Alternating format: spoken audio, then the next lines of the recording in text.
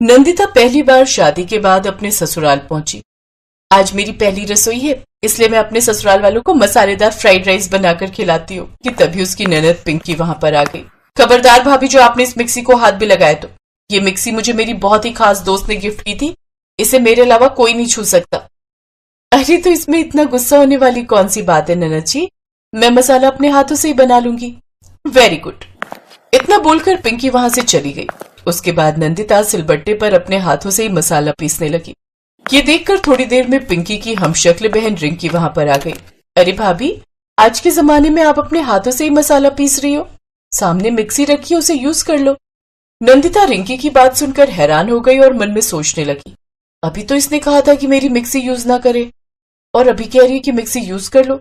ये क्या बात हुई? चलो ठीक है, जब कह रही है तो यूज कर लेती हूँ। ठीक है ननद जी, आप लोग आराम कीजिए, मैं मिक्सी से ही मसाला बना लेती हूँ। इतना बोलकर रिंकी वहां से चली गई। अब नंदिता मिक्सी में फिर से मसाला पीसने लगी। इतने में उसकी जुड़वा बहन पिंकी फिर से वहां आ गई। पिंकी ने गुस्से में मिक्सी उठाई और जमीन पर पटक दी। भाभी, एक नंबर की पागल औरत हो क्या? मैनर्स नहीं है आपके अंदर? अभी थोड़ी देर पहले ही आपको बताकर गई हूँ कि मेरी मिक्सी यूज मत करना, फिर भी आपने मेरी मिक्सी को हाथ कैसे लगाया? उनकी आवाज सुनकर रसोई घर में नंदिता की सास और उसका पति विक्रम आ गया। नंदिता, पिंकी, ये क्या लगा रखा है तुम दोनों ने? नंदिता ने सारी बात बताई। नंदिता की बात सुनकर उसकी सास और पति दोनों ही हंसने लगे। बहू, बात दरअसल ये है कि तुम्हारी दोनों नंदे जुड़वा हैं। रुको, अभी बुलाती हूँ। रिंकी, अरे ओ रिंकी, जरा रसोई घर में आना। थोड़ी देर में वहां पर रिंकी आ गई। उसे देखकर नंदिता हैरान हो गई। अच्छा, तो ये बात है, सारा कंफ्यूजन इसी वजह से हुआ है। ठीक है, मैं अपने हाथों से ही मसाले बना लूंगी। पिंकी गुस्से में वहां से चली गई। खैर, रात में सुहागरात के बाद दोनों सो गए। सुबह नंदिता जल्दी से उठ गई और सबके लिए चाय बनाने लगी। तभी वहां पर रिंकी आ गई। भाभी, मैंने सुना है कि आप इलायची वाली चाय बहुत अच्छी बनाते हो। हाँ रिंकी, लोग तो ऐसा ही कहते हैं। अरे भाभी, आपने मुझे कैसे पहचान लिया कि मैं रिंकी हूँ? तुम्हारी बातों से रिंकी, तुम बहुत ही नम्र मिजाज की हो। वहीं तुम्हारी हमशक्ल बहन पिंकी, उसके अंदर गर्मी भरी रहती है। इतने में नंदिता की ननद ने चाय का कप उठाया और गुस्से में जमीन पर पटक दिया। भाभी, मैं रिंकी नहीं पिंकी हूँ। मैं तो बस आपके सामने रिंकी बनने का नाटक कर रही थी, ताकि पता तो चले कि आप मेरे बारे में क्या ख्यालात रखती हैं। कि तभी वहां पर रिंकी भी आ गई। पिंकी, हमारी नई नई भाभी आई है, जब देखो तू बर्तन ही तोड़ा करती है। तू शायद भूल गई, हम दोनों ने मिलकर ये रसोई बनाई थी, और इतनी खूबसूरत रसोई घर को तू यूं ही बर्बाद कर रही है। देखिए, आप दोनों की लड़ाई की वजह सिर्फ मैं हूँ। आप दोनों बाहर जाइए, मैं ये सारा कचरा साफ कर देती हूँ और फिर आप लोग के लिए चाय बनाकर लाती हूँ। सुबह सुबह लड़ना अच्छी बात नहीं होती। पिंकी और रिंकी बिना कुछ बोले वहां से चली गई। नंदिता को लगा कि वो उन्हें समझाने में कामयाब रही, लेकिन ऐसा हुआ नहीं। दोनों बाहर जाकर एक दूसरे के बाल नोचने लगी। वहीं उन्हें लड़ता देख विक्रम और उसकी माँ आ गए। पिंकी, रिंकी, कम से कम अब तो बच्चों की तरह लड़ना बंद कर दो। हमारी नई नई बहू आई है, वो क्या सोचेगी तुम दोनों के बारे में? मुझे पता है कि आप दोनों सिर्फ मुझे ही डांट रहे हो, रिंकी को तो डांटोगे नहीं। चुप, अब कुछ भी नहीं बोलोगे तुम दोनों। मैंने बोला अंदर जाओ तो अंदर जाओ। दोनों बहनें मुंह लटकाकर चुपचाप कमरे के अंदर चली गई। अब ये रोज का काम हो गया था। अपनी रसोई को लेकर दोनों ही हमशक्ल बहनें लड़ती रहती थी। अपनी बहनों की वजह से विक्रम बहुत परेशान रहता था। परेशानी होने वाली कोई बात नहीं है, मुझे अच्छी तरह से पता है आप क्यों परेशान है। मुझे समझ में नहीं आता कि इन दोनों का क्या करूं मैं। बहनें होकर आपस में ऐसे लड़ती हैं जैसे एक दूसरे की दुश्मन हो। रिंकी बेचारी सीधी है, उसे सारा काम भी आता है, लेकिन पिंकी, इसे तो कुछ भी नहीं आता, फिर भी लड़ती रहती है। पता नहीं इससे शादी कौन करेगा। शादी से याद आया, अब उन दोनों की शादी की उम्र तो हो ही गई है। पहले आप पिंकी की शादी कर दीजिए। हाँ, मैं पिंकी के लिए लड़का देख रहा हूँ। हो सकता है कल ही पंडित जी लड़के वालों को लेकर आ जाए। विक्रम और नंदिता की बातें चुपके से पिंकी ने सुन ली। अब पिंकी मन ही मन सोचने लगी, आज भैया मुझ पर बहुत गुस्सा हुए थे।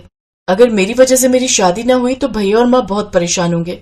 मुझे तो चाय तक बनानी नहीं आती, क्या करूं? यही सब सोचकर पिंकी परेशान होती रही, यहाँ तक कि उसे रोना भी आ रहा था खुद पर। वो अपने कमरे में अकेले बैठकर अपनी शादी के बारे में ही सोचती रही। कल लड़के वाले आएंगे और मुझसे ही चाय नाश्ता बनाने को कहा जाएगा। अगर मैं चाय भी ना बना पाई तो मेरी कितनी बड़ी बेइज्जती हो जाएगी। हे भगवान, कुछ चमत्कार कर दो ताकि मेरे भाई और माँ की बेइज्जती ना हो लड़के वालों के सामने। पिंकी की ये सब बातें हमशक्ल बहन रिंकी ने सुन ली। अगली सुबह पिंकी को लड़के वाले देखने आ गए। लड़का किसी कंपनी में बहुत अच्छी पोस्ट पर था, इसीलिए विक्रम वो रिश्ता अपने हाथों से किसी भी कीमत पर जाने नहीं देना चाहता था। बहन जी, आपका बेटा तो हमें पसंद है, बस एक बार आप हमारी बेटी से मिल लीजिए, फिर रिश्ता तय कर देते हैं, उसे सारा काम आता है। उन लोगों की ये सब बातें रिंकी दूर से सुन रही थी और मजे ले रही थी। अभी तो माँ पिंकी की बहुत तारीफ कर रही है, लेकिन थोड़ी देर बाद सच्चाई का पता चल जाएगा और ये शादी टूट जाएगी, क्योंकि पिंकी को तो पानी तक उबालना नहीं आता। तभी रिंकी के पास उसकी भाभी नंदिता आ गई। रिंकी, मुझे तुमसे ऐसी उम्मीद बिल्कुल नहीं थी, तुम अपनी बहन के बारे में ऐसा सोचती हो। भाभी, वो मेरे बारे में कैसा सोचती है भूल गई। उसने कितनी बार आपको उल्टा सीधा कहा है, बर्तन उठाकर फेंक दिए, ये कोई अच्छे गुण है उसके? देखो रिंकी, तुम्हारी बहन कैसी भी हो लेकिन है तो तुम्हारी बहन ही। अगर उसका रिश्ता टूटा तो सोच, तेरे भाई को और सासू मां को कितना दुख होगा। एक अच्छा रिश्ता हाथ से चला जाएगा, और जब किसी लड़की का रिश्ता एक बार टूट जाता है ना, तो पूरे समाज में उसकी बहुत बेइज्जती हो जाती है। उस इंसल्ट को पिंकी बिल्कुल भी नहीं सह पाएगी। एक बहन होने के नाते तुम्हें उसकी मदद करनी चाहिए। थोड़ी देर बाद नंदिता की सास ने पिंकी को आवाज लगाई। अरे पिंकी बेटा, देखो मेहमान आ गए हैं, चाय नाश्ते का इंतजाम करो। अपनी माँ की आवाज सुनकर कमरे में बैठी पिंकी की रूह कांप गई। जी माँ, अभी आई। मुझे समझ में नहीं आ रहा मैं क्या करूं। मैंने तो भाभी को कितना उल्टा सीधा कहा है, वो भी मेरी मदद नहीं करेंगी। खैर, पिंकी डरते डरते रसोई घर में गई तो देखा कि रिंकी ने पहले से ही चाय और ढेर सारा नाश्ता बनाकर रखा था। नंदिता भी वहीं पर थी। घबराओ मत पिंकी, मैंने चाय नाश्ता सब कुछ बना दिया। मुझे तो पहले ही पता था तुझे कुछ बनाना तो आता नहीं, तो मैंने सोचा कि मैं ही बना दूं। मुझे माफ कर देना रिंकी, मैंने आज तक जिंदगी भर तुझे बहुत सताया, और आज तूने मेरे लिए इतना सब किया। समझ में नहीं आता तेरा कैसे धन्यवाद करूं। धन्यवाद करना है तो भाभी का करो, मेरा नहीं। उन्होंने ही मुझे ये सब समझाया। भाभी, मैंने आपको कितना सताया, आपको बुरा नहीं लगा क्या?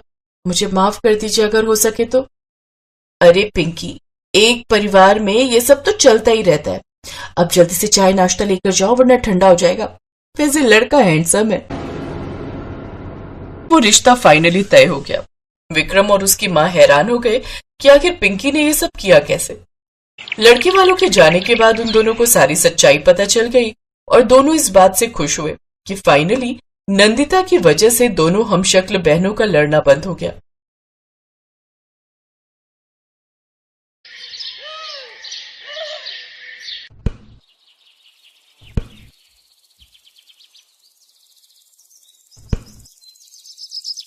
अब बस करते हैं ना, बहुत देर हो गई। रुक ना तन्नू, कितना मजा आ रहा है, थोड़ी देर और खेलते हैं ना। नहीं यार, मुझे अब भूख लग रही है। खाना कैसे खाएगी? क्यों, मम्मी कहाँ है? मम्मी तो अभी तक आई ही नहीं। पहले वो आएंगी, फिर खाना बनाएंगी, और उसमें तो बहुत टाइम लगेगा ना। ओफो, तब तक मैं क्या करूं?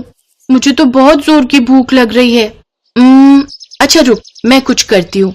अब सुन, दूध ब्रेड खाएगी? हाँ हाँ, खा लूंगी। मुझे पता था, तू यहीं रुक, मैं दुकान से ब्रेड लेकर आती हूँ। ये है मनीषा और तनीषा, दोनों जुड़वा बहनें हैं। जब तनु और मनु छोटी थी तभी एक हादसे में उनके पिता की मौत हो गई। तभी से तनु और मनु की माँ ममता पर ही घर और बाहर की सारी जिम्मेदारियां थी। ममता को आने में अभी वक्त था, सो मनु दुकान से जाकर एक ब्रेड का पैकेट खरीद लाई और उसे दूध में तोड़कर अपनी छोटी बहन को दे दिया। और फिर, ले तन्नू, बन गया तेरा दूध ब्रेड। थैंक यू दीदी। क्या कहा? दीदी? अच्छा, वैसे तो सारा दिन मनु मनु कहकर चिल्लाती रहेगी, और तुझे दूध ब्रेड क्या दे दिया? तेरे आचार विचार संस्कार सब बदल गए। हाँ तो निकल गया मुंह से, बोल तो क्या करूं? अब तुम ही बता दो मुझे, क्या बुलाऊं, दीदी या मन्नू?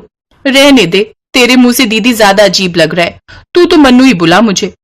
मन्नू की इस बात पर दोनों बहनें हंसने लगी। फिर दोनों बहनों ने दूध ब्रेड खाया और फिर खेलने लगी। पर अब क्या खेलें? घर घर तो नहीं खेलना मुझे। मेरे पास एक आइडिया है, तू जाकर 2 पेन लेकर आ, तू मेरे हाथ में मेहंदी लगा, फिर मैं तेरे हाथ में मेहंदी लगाऊंगी पेन से। हाँ, ये अच्छा रहेगा, लेकिन पेन से नहीं, फिर पेन मिटता नहीं है, मम्मी गुस्सा करेंगी। एक काम करते हैं, वाटर कलर से मेहंदी बनाते हैं, वो झट से धुल भी जाएगा। हाँ यार, ये सही रहेगा, और हमारी मेहंदी भी रंगीन हो जाएगी। पर हम कौन सा डिजाइन बनाएं? एक बढ़िया सा मोर बनाते हैं। मेहंदी बनानी है, पेंटिंग नहीं। बड़ी आई मोर बनाने वाली। हाँ तो क्या हो गया, चलना बनाते हैं। इसके बाद दोनों बहनों ने वाटर कलर लिए और एक दूसरे के हाथ पर मोर के डिजाइन वाली मेहंदी बनाने लगी। फिर करीब 1 घंटे बाद दोनों दरवाजे की तरफ अपना मुंह कर बैठ गई। वो दोनों अपनी माँ का इंतजार कर रही थी। तभी उनकी माँ ममता आ गई और फिर, तन्नू मन्नू कैसी हो तुम दोनों, कोई शैतानी तो नहीं की ना? नहीं मम्मी, पता है मुझे भूख लग रही थी तो मन्नू ने मुझे। मन्नू, मैंने कितनी बार मना किया है, जब मैं घर में नहीं होती हूँ तो गैस के पास मत जाया करो। अरे अगर आग वाग लग गई तो फिर क्या करोगी तुम दोनों? अरे मम्मी सुन तो लो, वो कह रही है कि मैंने उसे दूध ब्रेड बना कर दिया था, गैस का तो उसमें कोई काम ही नहीं था। अच्छा फिर ठीक है। वो क्या है ना, आज मैं बहुत थक गई हूँ इसीलिए ठीक से सुन नहीं पाई। चलो जल्दी से, अब जल्दी से तुम दोनों के लिए खाना बना देती हूँ। हाँ मम्मी, पर पहले ये तो देखो, हम दोनों ने एक दूसरे के हाथ में मेहंदी लगाई है। ये क्या है? मैंने और मन्नू ने मोर का डिजाइन बनाया है। मोर? पर ये तो बतख लग रही है। देखा, तेरी मोर बतख लग रही है और मम्मी मेरा मोर देखो तो। ये तो मुर्गा लग रहा है। ममता की इस बात पर तीनों जोर जोर से हंसने लगे। आज बहुत दिन बाद ममता इतना खुलकर हंसी थी। पति की मौत के बाद से जिम्मेदारियों ने जैसे उसकी हंसी छीन ली थी। उसके पति राहुल की मौत के बाद ममता ने एक ब्यूटी पार्लर खोल लिया था, जहां वो सारा दिन मेहनत करती थी और वहां से जो भी पैसे मिलते थे उन्हीं से अपना घर चलाती थी। मम्मी एक बात कहूं? हाँ बोलना। आप अपने पार्लर में पूरी दुनिया को मेहंदी लगाते हो, हम दोनों को भी लगाओ ना। अच्छा तो बताओ क्या बनाऊं तुम्हारे इन छोटे छोटे हाथों पर? मम्मी आप एक काम करो, आप ना हमारे एक हाथ पर एक रानी बनाओ बिल्कुल अपने जैसी, और एक हाथ में एक सुंदर सा राजा बिल्कुल पापा जैसा। दोनों के हाथों पर एक जैसा डिजाइन? हाँ मम्मी प्लीज ना। अच्छा बाबा ठीक है, तो चलो बनाते हैं। जाओ सबसे पहले दोनों अच्छे से हाथ धोकर आओ। ममता ने पहले मन्नू के एक हाथ में रानी बनाई और दूसरे हाथ में एक सुंदर सा राजा। मेहंदी लगाते हुए ममता को अपने पति राहुल की याद आ रही थी। वो भीगी आंखों से मेहंदी लगाती रही। उसने मन्नू के बाद तन्नू के हाथों में भी ठीक वैसे ही राजा रानी बनाए। मेहंदी लगवाते लगवाते दोनों बहनें सो गईं। ममता उनकी मासूम शक्लों को देखकर मुस्कुरा रही थी। उसने उन दोनों को चादर ओढ़ाई और फिर अपने कमरे में जाकर सो गई। उसकी नींद अभी लगी ही थी कि तभी रात में उसे जोर की आवाज सुनाई दी। उसके घर के दरवाजे की कुंडी टूट चुकी थी और 2 लोग उसके सामने खड़े थे। क्या हाल है भाभी जी, नमस्ते। रोहन तुम, ये क्या तरीका है और तुम्हारी हिम्मत कैसे हुई मेरे घर में इस तरह घुसने की? मेरा घर? तेरा नहीं, ये मेरे भाई का घर है, और अब जब वो इस दुनिया में नहीं है तो अब ये घर मेरा हुआ। और सिर्फ ये घर ही क्यों, उसके खेत, उसकी जमा पूंजी, सब कुछ मेरा है। नहीं, ये सब मेरा और मेरी बच्चियों का है, तो कभी ये सब हमसे नहीं छीन पाएगा। ये बात तो ठीक है, पर इसका भी एक हल है मेरे पास। सोचो प्यारी भाभी, अगर तुम ही ना रही तो तब तो ये सब मेरा होगा ना। हाँ?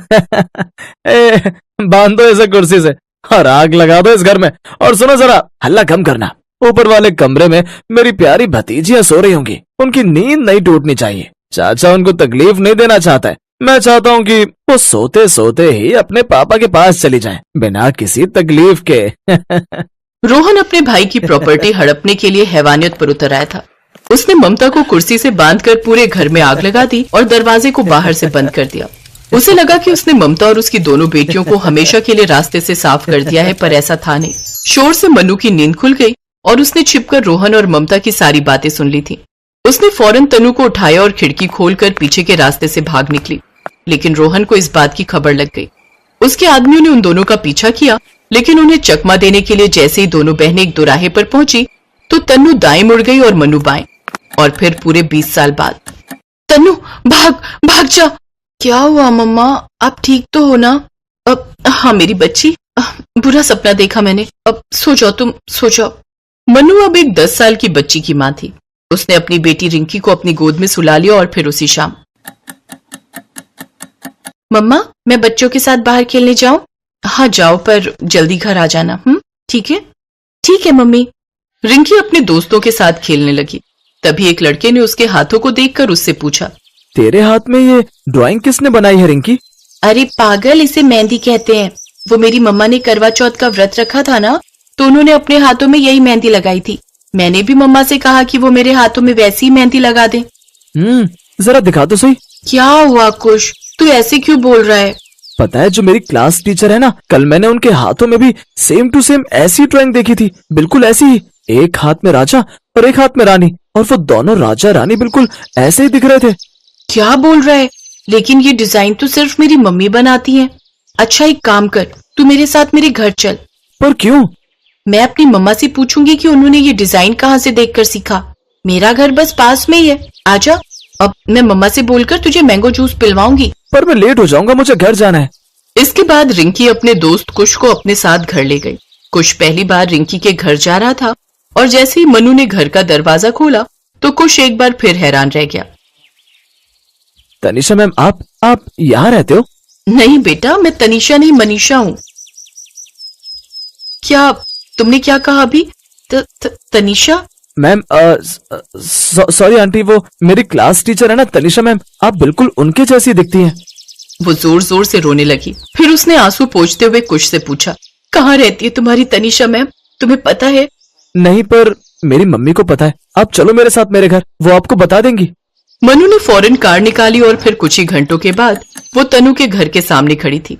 दरवाजे की घंटी बजाई और जैसे ही दरवाजा खुला तो वाकई तनु सामने खड़ी थी और उसके हाथों में वही मेहंदी थी जो उन दोनों ने बचपन में अपनी माँ से लगवाई थी। पूरे 20 सालों के बाद एक दूसरे से मिलकर तनु और मनु सन रह गए, लेकिन उनकी खुशी का ठिकाना नहीं था। वो एक दूसरे के गले लग गई। Best buddies.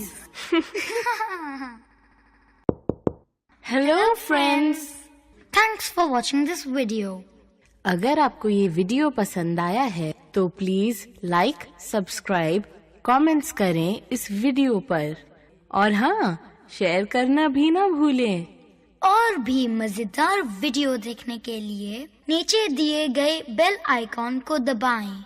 देखते रहिए बेस्ट बडीज।